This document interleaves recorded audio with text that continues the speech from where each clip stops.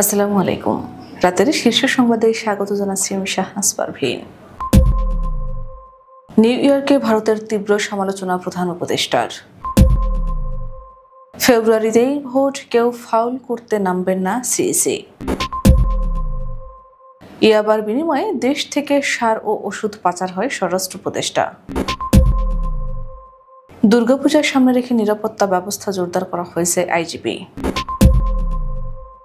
সেপ্টেম্বরেও ঊর্ধ্বমুখী রেমিটেন্স 24 দিনে এলো 27,255 কোটি টাকা।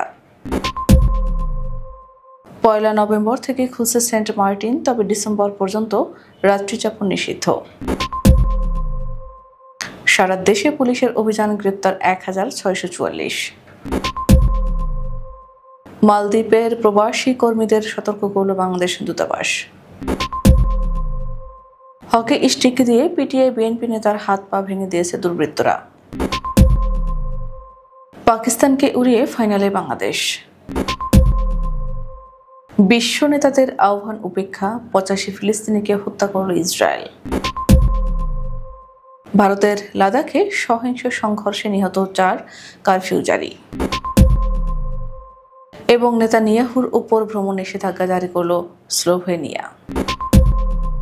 শুনছিলেন শিরোনাম, এবার বিস্তারিত। যুক্তরাষ্ট্রের নিউ ইয়র্কে জাতিসংঘের সাধারণ পরিষদের অধিবেশনের ফাঁকে এক বৈঠকে ভারতের তীব্র সমালোচনা করেছেন প্রধান উপদেষ্টা ডক্টর মোহাম্মদ ইউনূস। তিনি বলেছেন, গত বছর গণবিপ্লবকে ভারত ভালোভাবে নেয়নি, এ কারণে ভারতের সাথে বাংলাদেশের সম্পর্ক খারাপ হয়েছে।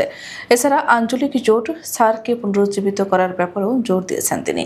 প্রধান উপদেষ্টা বলেছেন, ছাত্ররা গত বছর যা করেছে সেটি ভারত পছন্দ করেনি, এ কারণে ভারতের সঙ্গে আমাদের সমস্যা রয়েছে। ভারতীয় মিডিয়াগুলোর ভুয়া খবর পরিস্থিতি আরও খারাপ করেছে। ভারত থেকে অনেক ভুয়া খবর আসছে, তারা প্রোপাগান্ডা ছড়িয়েছে। গত বছরের গণবিপ্লব ছিল একটি ইসলামী আন্দোলন। এছাড়া সাবেক স্বৈরাচার প্রধানমন্ত্রী শেখ হাসিনার ভারতে আশ্রয় নেওয়ার বিষয়টি নিয়েও আলোচনা করেছেন ডক্টর ইউনূস। তিনি বলেছেন, ভারত হাসিনাকে আশ্রয় দিয়েছে যিনি সমস্যার সৃষ্টি করছে। এগুলো ভারত ও বাংলাদেশের মধ্যে উত্তেজনা তৈরি করেছে। জাতীয় নির্বাচনের আগে সব গোলমাল ঠিক হয়ে যাবে এবং লেভেল প্লেইং ফিল্ড তৈরি করা হবে, এমন কথা বলে প্রধান নির্বাচন কমিশনার এএমএম নাসির উদ্দিন জানিয়েছেন, বিদ্যমান সংবিধান ও গণপ্রতিনিধিত্ব আদেশ অনুযায়ী ফেব্রুয়ারিতে ভোটের জন্য অপেক্ষায় রয়েছেন সবাই। রমজানের আগে ভোটের জন্য চূড়ান্ত প্রস্তুতি চলছে। ভোটের 2 মাস আগে তফসিল ঘোষণা হবে, কেউ ফাউল করতে নামবেন না। 1991, 1996, 2008 সালের ভোটের আগেও গোলমাল হয়েছিল মন্তব্য করে সিইসি বলেন, নির্বাচনের সময় এলে সব ঠান্ডা হয়ে যাবে। সবার জন্য সমান সুযোগ তৈরিতে সর্বশক্তি দিয়ে নামবে ইসি। বৃহস্পতিবার আগারগাঁওয়ে নির্বাচন ভবনে সাংবাদিকদের সঙ্গে আলাপকালে একথা বলেন তিনি। কৃষি ও স্বরাষ্ট্র মন্ত্রণালয়ের উপদেষ্টা অবসরপ্রাপ্ত লেফটেন্যান্ট জেনারেল জাহাঙ্গীর আলম চৌধুরী বলেছেন, আরাকান আর্মিরা ইয়াবার ব্যবসার সঙ্গে জড়িত। তাদের কাছ থেকে ইয়াবা নিয়ে বিনিময়ে বাংলাদেশ থেকে সার, ওষুধ, চাল পাচার হয়। বৃহস্পতিবার সচিবালয় কৃষি মন্ত্রণালয়ের গত 1 বছরের অর্জন ও সার্বিক অগ্রগতি নিয়ে সংবাদ সম্মেলনে তিনি একথা জানান। আসন্ন দুর্গাপূজাকে সামনে রেখে নিরাপত্তা ব্যবস্থা জোরদার করা হয়েছে বলে জানিয়েছেন পুলিশের মহাপরিদর্শক বাহারুল আলম। বৃহস্পতিবার বিকেলে পুরান ঢাকার বাংলাবাজার সার্বজনীন দুর্গাপূজার প্রস্তুতি পরিদর্শন শেষে একথা বলেন তিনি।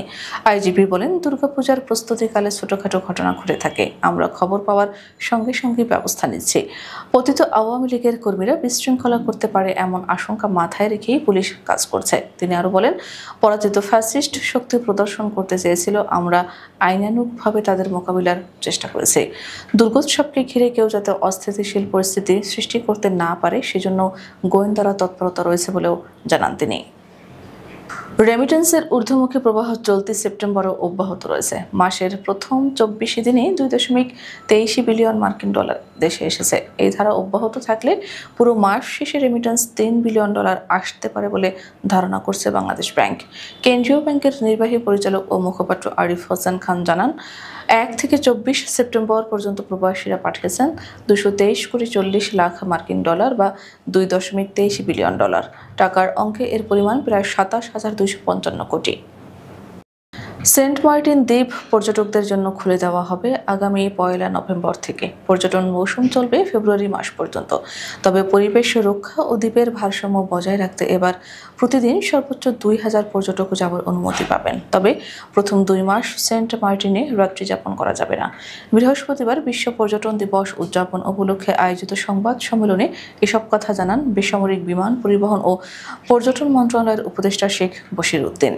ঢাকা সহ সারা দেশে গত 24 ঘন্টায় বিশেষ অভিযান চালিয়ে 1644 জনকে গ্রেপ্তার করেছে পুলিশ। তাদের মধ্যে বিভিন্ন মামলা ও ওয়ারেন্টভুক্ত আসামি 1087 জন এবং অন্যান্য ঘটনায় 557 জনকে গ্রেপ্তার করা হয়েছে। বৃহস্পতিবার পুলিশ সদর দপ্তরের এআইজি এএসএম শাহাদাত হোসেন এ তথ্য জানান। তিনি জানান, গত 24 ঘন্টায় সারা দেশে পুলিশের বিশেষ অভিযানে মামলা ও ওয়ারেন্টভুক্ত 1087 জন আসামিকে গ্রেপ্তার করা হয়েছে। অন্যান্য ঘটনায় 557 জন। মালদ্বীপে কর্মরত প্রবাসী কর্মীদের জন্য সেদেশের সরকারের কঠোর নির্দেশনা জারি করেছে। সেসব নির্দেশনা পালনের জন্য সতর্কতা জারি করেছে মালদ্বীপে অবস্থিত বাংলাদেশের দূতাবাস। বুধবার দূতাবাস এক বিজ্ঞপ্তিতে এ তথ্য জানায়। দূতাবাসে জানায়, মালদ্বীপ সরকার কর্তৃক প্রবাসী কর্মীদের জন্য নির্দেশনা ও নিষেধাজ্ঞা অনুযায়ী কোনো প্রবাসী কর্মী যদি মালদ্বীপে অবৈধভাবে কাজ করেন তবে দেশের আইন অনুযায়ী তাকে 10 বছরের জন্য বিতাড়িত করা হবে। এ সংক্রান্ত কার্যক্রম সংশ্লিষ্ট মন্ত্রণালয়ের আওতাধীন। চট্টগ্রামের রাউজানে হকি স্টিক দিয়ে পিটিয়ে বিএনপির এক নেতার হাত পা ভেঙে দেওয়ার অভিযোগ উঠেছে। গতকাল বুধবার উপজেলার নোয়াপাড়া ইউনিয়নের পথের হাট বাজারের মাদানী মসজিদের সামনে এই ঘটনা ঘটে। বিএনপির ওই নেতার অভিযোগ, সন্ধ্যায় মসজিদ থেকে বের হওয়ার পর মোটরসাইকেল আরোহী একদল দুর্বৃত্ত এ হামলা করেছে।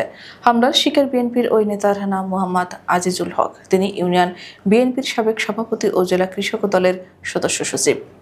তিনি স্থানীয় একটি বেসরকারি হাসপাতালের পরিচালক ও স্বেচ্ছাসেবী সংগঠন গাউসিয়া কমিটির উপজেলা শাখার সহ সভাপতি পদেও রয়েছেন।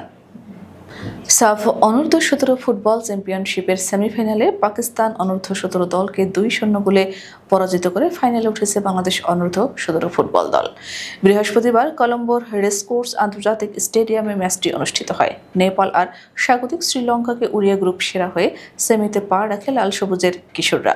বিপরীতে ভারতের কাছে হেরে রানার্স আপ হয় পাকিস্তান। পাকিস্তানকে হারিয়ে ফাইনালে উঠে প্রতিপক্ষের অপেক্ষায় বাংলাদেশের কিশোররা। গাজায় জাতিসংঘ সাধারণ পরিষদের বিশ্ব নেতাদের যুদ্ধবিরতির আহ্বান সত্ত্বেও ইসরায়েল তাদের নিরলস আক্রমণ চালিয়ে যাচ্ছে। ইসরায়েলের অব্যাহত হামলায় বুধবার অন্তত 85 জন ফিলিস্তিনি নিহত হয়েছেন। এর মধ্যে নুসাইরাত শরণার্থী শিবিরে একটি স্টেডিয়ামে আশ্রয় নেওয়া বাস্তুচ্যুত পরিবারের ওপর বোমা হামলায় 7 নারী ও 2 শিশুসহ কমপক্ষে 12 জন নিহত হন। ইসরায়েলি আক্রমণ থেকে পালিয়ে আসা ফিলিস্তিনিদের জন্য অস্থায়ী আশ্রয়স্থলে রূপান্তরিত আল আহলি স্টেডিয়াম বুধবার আরেকটি গণহত্যার স্থান হয়ে ওঠে। ভারতের সীমান্তবর্তী অঞ্চল লাদাখের রাজধানী লেহতে পুলিশ ও বিক্ষোভকারীদের মধ্যে সহিংস সংঘর্ষে অন্তত 4 জন নিহত হয়েছেন। এরপর ভারতীয় নিরাপত্তা বাহিনী সেখানে কারফিউ জারি করেছে। অঞ্চলটিকে আলাদা রাজ্যের মর্যাদা দেওয়া এবং 6ষ্ঠ তফসিলে অন্তর্ভুক্তির দাবিতে বুধবার সেখানে ব্যাপক বিক্ষোভ হয়। ভারতের সংবাদ মাধ্যম ইন্ডিয়া টুডে এ ব্রিটিশ সংবাদ মাধ্যম বিবিসি এ খবর জানিয়েছে। পুলিশে জানিয়েছে, বিক্ষোভে অন্তত ডজন খানেক মানুষ আহত হয়েছে। ক্ষমতাসীন ভারতীয় জনতা পার্টির কার্যালয়ে আগুন ধরিয়ে দেওয়া হয়েছে। আন্দোলনে নেতৃত্ব দানকারী কর্মী সোনম ওয়াংচুকের বিরুদ্ধে সহিংসতা উস্কে দেওয়ার অভিযোগ করেছে সরকার, যদিও তিনি তা অস্বীকার করেছেন।